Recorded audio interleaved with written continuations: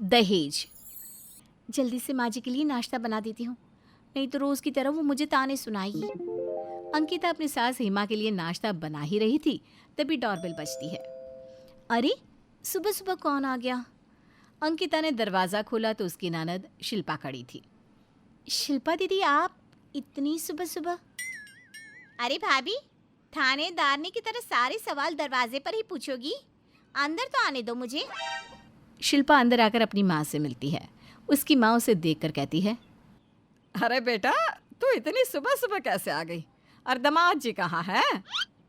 माँ, तुमने मेरी शादी उन भिखारी लोगों में क्यों की थी? उनके पास कुछ नहीं है मुझे देने के लिए। ना कहीं शॉपिंग कराते हैं, ना कहीं घुमाने ले जाते हैं। अरे माँ, मैं कितना जुल्म सहती हूँ ये मुझे ही पता है। मैं आपसे कुछ इसलिए नहीं कहती क्योंकि आप दिल की मरीज हो। अगर आपको कुछ हो गया तो मेरा क्या होगा? शिल्पा अपनी माँ को अपनी आप बीती सुना रही थी, लेकिन उसके कपड़ों, गहनों और महंगे फ़ोन को देखकर बिल्कुल नहीं लग रहा था कि उसके ससुराल वाले उस पर अत्याचार करते होंगे। अपनी बेटी की सारी बातें सुनने के बाद हेमा कहती है, तेरे ससुराल वाले तो बहुत बेशर्म निकले। कितना सारा दहेज दिया था हमने उन्हें, फिर भी वो तेरे ऊपर अत्याचार करते हैं। और हमें देख ले, तेरी भाभी कोई खास दहेज नहीं लाई, लेकिन हमने कभी कुछ नहीं कहा। इतने में अंकिता अपनी सास के लिए नाश्ता लेकर आई।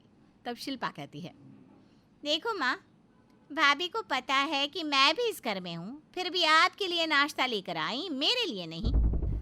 दीदी, माँ के लिए नाश्ता पहले ही बना दिया था, आपके लिए अभी बनाकर ला रही हूँ। अंकिता ये बात कर रही होती है, तभी उसकी सास उसके गाल पर जोरदार तमाचा मारती है। एक तो मेरी बेटी को कुछ खाने के लिए नहीं दिया, ऊपर से बहस कर रही है। चल जा यहाँ से और कुछ खाने के लिए लेकर आ। अंकिता बेचारी थप्पड़ खाने के बाद चुपचाप वहाँ से चली जाती है। अंकिता की सास उसके ऊपर बहुत अत्याचार करती थी, लेकिन अंकिता अपनी सास का कभी विरोध नहीं कर पाती थी। एक दिन अंकिता पूजा की थाली लेकर जा रही थी, तभी उसकी सास ने उसे कहा, अंकिता, अंकिता, जल्दी से मेरी दवाई लेकर आ। एक हाथ में पूजा की थाली लिए अंकिता दूसरे हाथ में दवाई लेकर अपनी सास के पास आती है। लेकिन दवाई देते समय अंकिता के हाथ से थाली गिर जाती है और थाली में रखा दीपक हेमा के ऊपर गिर जाता है। अंकिता जल्दी से दीपक उठा लेती है, जिससे हेमा को कोई नुकसान नहीं होता, पर इस बात पर हेमा को बहुत गुस्सा आता है। कलमुही, तुझे पता है कि मैं तेरी आंखों में कितना खटकती हूँ। मुझे जलाकर मारने की योजना बना रही है ना? अभी बताती हूँ तुझे, रुक जरा। मैंने जानबूझकर कुछ नहीं किया माँ जी, गलती से गिर गया, माफ़ कर दीजिए मुझे। शिल्पा, शिल्पा, जल्दी यहाँ आ। देख ले अपनी भाभी के ढंग, मुझे मारना चाहती है। माँ जी, मेरी बात सुनिए, मैंने कुछ नहीं किया। तभी वहाँ शिल्पा आ जाती है। हेमा शिल्पा को सारी बात बताती है। शिल्पा कहती है, भाभी, किस जन्म का बदला ले रही हो हमसे? क्या किया है हमने? एक तो तुम्हारे माँ बाप ने हमें दहेज में कुछ नहीं दिया, और ऊपर से तुम मेरी माँ को मारना चाहती हो। माँ, इसको अगर अभी सबक नहीं सिखाया ना, तो ये कभी ना कभी आपको मार ही डालेगी। तू ठीक कह रही है बेटा, अभी इसे मजा चखाती हूँ मैं। शिल्पा और हेमा जली हुई लकड़ी लाकर अंकिता का हाथ जला देती हैं और वहाँ से चली जाती हैं।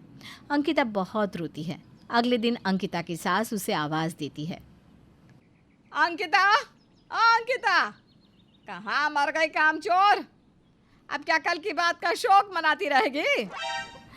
माँ जी, आपने बुलाया मुझे? हाँ, मेरे पैरों में बहुत दर्द हो रहा है, पैर दबा मेरे। माँ जी, मेरे हाथ में बहुत दर्द हो रहा है, मैं पैर नहीं दबा पाऊंगी। जरा सा हाथ क्या जल गया, सारा घर सर पर उठा रखा है। चल दबा पैर। अंकिता एक ही हाथ से अपनी सास के पैर दबाती है। इतने में शिल्पा वहाँ आ जाती है। माँ, मुझे कुछ पैसे दो ना, मैं अपनी सहेलियों के साथ घूमने जा रही हूँ।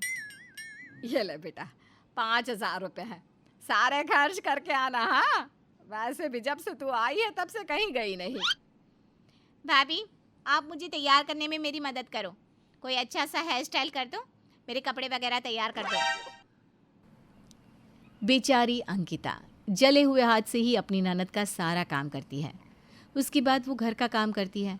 उसकी ननद और सास रोज़ उसे दहेज की वजह से ताने मारती हैं।